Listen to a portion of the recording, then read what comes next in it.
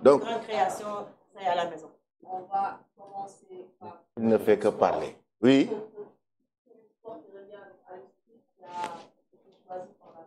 Oui.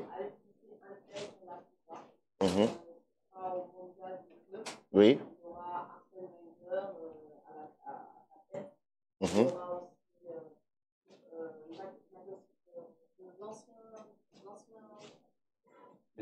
Klinsmann, Jürgen Oui. Klinsmann. L'ancien entraîneur de l'Allemagne. Oui. Jürgen Klinsmann. Voilà, il est là, il y a plusieurs pas. Il y a en fait beaucoup de stars qui vont être avec Aliou Cissé. Et ça va débuter au mondial des clubs. Effectivement, parce qu'ils ont été cooptés par la FIFA pour avoir une équipe technique, notamment pour la Coupe du Monde des clubs 2025. Ouais. Il y a aussi Habib Beye qui prolonge avec Rennes une deuxième fois. Donc c'est une bonne chose quand même pour lui. Il fait actuellement de belles choses avec cette équipe de Rennes. Exactement. Alors on peut avancer. Nous allons passer à l'autre quotidien, c'est Réumi Sport, qui revient ici sur la signature de Youssouf Sabaly. Youssouf Sabaly a accepté la proposition d'Al-Douhal. Oui, pardon. Au Qatar. Oui, il va en fait signer là-bas. C'est une surprise, certainement, on va en reparler. Exactement, ici sur ce on va plateau. y revenir. Et le quotidien aussi revient sur la prolongation de Habib Beye avec le Stade de Rennes. Exact. On va passer maintenant au journal Record. Record qui revient avec le sélectionneur national. Pape Thiaw a fumé son joint, donc c'est un jeu de mots. Il fait un bilan. Oui, un bon bilan matériel, une bonne gestion technique, un état d'esprit irréprochable. Bah oui, c'est 2 victoires, hein? N'est-ce pas, Sam? Oui, pour le mois de juin, une victoire et un match nul à l'Irlande. Oui, Irlande et Angleterre. C'est positif, hein, honnêtement. C'est un bilan très positif.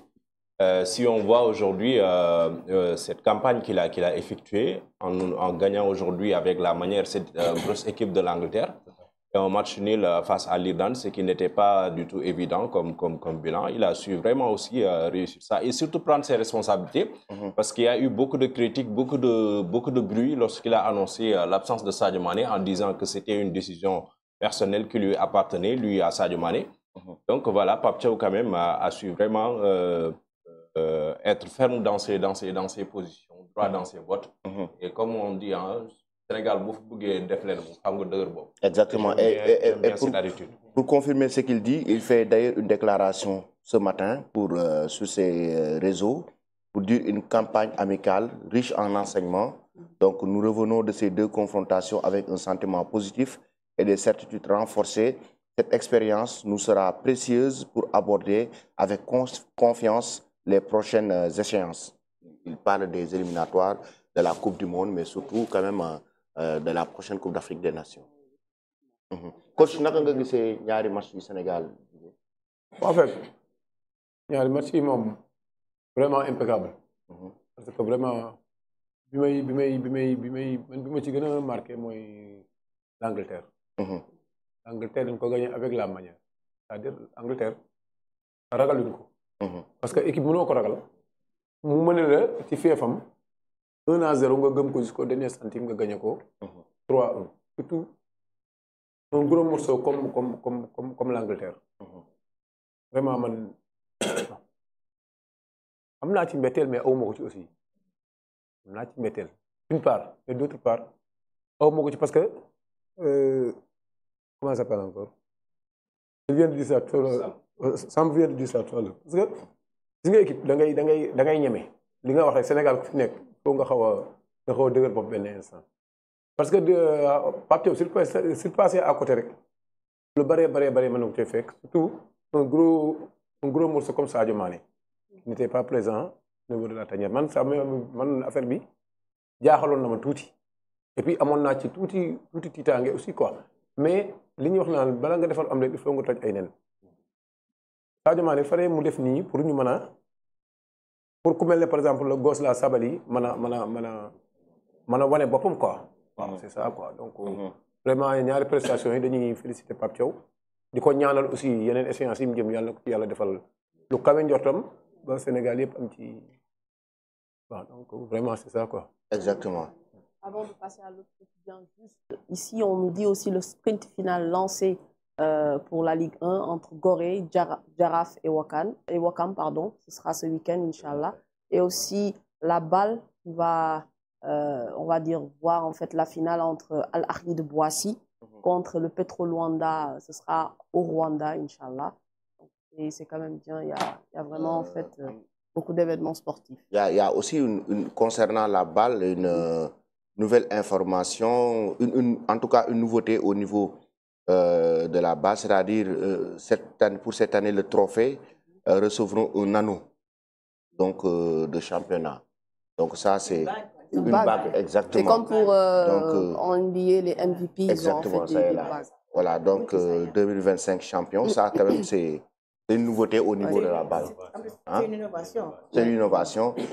Donc, chaque année, quand même, je vois que, comme on dit, les Américains innovent avec cette compétition. Ah, ouais. Alors, on passe à le point actu. Le point actu ici qui revient sur l'Angleterre. L'Angleterre n'en peut déjà plus de Thomas Tuchel. Donc, déjà, il y a une tension en Angleterre avec le sélectionneur des Three Lions. Donc, suite à leur défaite face au Sénégal, 3-1. Vous pouvez... Semble qu'il a l'habitude de suivre la Premier League. C'est à cause de la défaite contre le Sénégal que Tuchel a tout ce problème-là, ou bien il y a des précédents par rapport à ça, ou bien? Exactement, il y a des précédents. On dira que cette défaite-là face au Sénégal, c'est la goutte de trop. La goutte d'eau qui fait déborder le vase ou la base. Parce qu'en réalité, Thomas Tuchel a eu des précédents avec les Anglais, notamment pour sa gestion à Chelsea. Bon, c'est quelqu'un qui n'est pas du tout facile à gérer. Et lui-même, quand même, il a son profil qui lui est particulier. C'est quelqu'un qui n'accepte pas en réalité une quelconque domination. Il veut faire les choses de façon libre, de s'exprimer librement parce qu'en fait, il vit le football comme de l'art en réalité. Et maintenant, ce qui s'est passé entre lui, c'est que lors de son passage à Chelsea, il y a eu des moments où il n'était pas d'accord avec les dirigeants anglais. Donc, il avait le discours libre pour dire ce qu'il pense. Et en réalité, lorsqu'il est revenu avec cette défaite-là, il a du mal quand même à gérer en réalité cette équipe-là de l'Angleterre parce qu'on le critique en disant qu'il a du mal à trouver une identité de jeu à cette équipe de l'Angleterre-là. Donc, c'est tout à fait normal qu'il y ait des bruits comme ça parce que même s'il n'est pas aujourd'hui en Angleterre, son nom est souvent voilà, évoqué dans les stades anglais et tout ça. Parce qu'il y a cette histoire-là qui l'a lié avec les Anglais et ça n'a pas du tout été vraiment du bon goût du côté de Thomas Tuchel et des dirigeants anglais.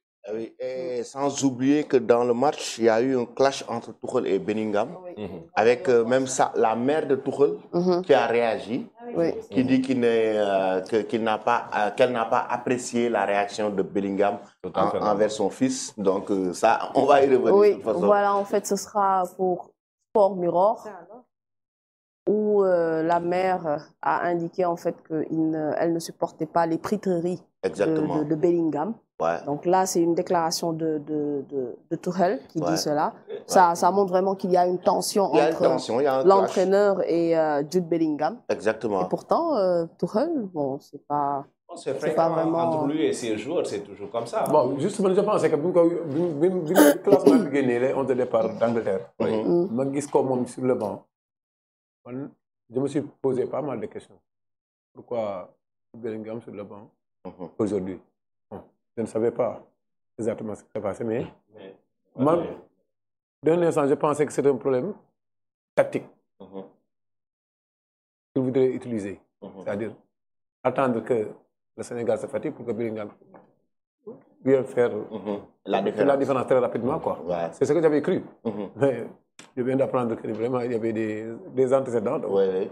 Ce n'était pas un choix sportif, quoi. C'est ça, voilà. En tout cas, moi, j'ai lu quelque part comme quoi que Bellingham était parti assister à un enterrement familial. Peut-être ce sont les raisons qui expliquent le fait qu'il a démarré sur le banc. J'ai lu ça aussi quelque part. Ah, peut-être. Ouais. Peut-être, bon, c'est vrai qu'il faut... Après tout aussi, Thomas Tuchel, il est habitué à prendre des risques, à prendre des décisions comme ça de façon inopinée, de façon audacieuse, parce que c'est un entraîneur en réalité qui ne croit pas a une posture de star en équipe et tout ça. Lui, il est souvent imprévisible. Parce qu'il gagne la Ligue des Champions avec Chelsea.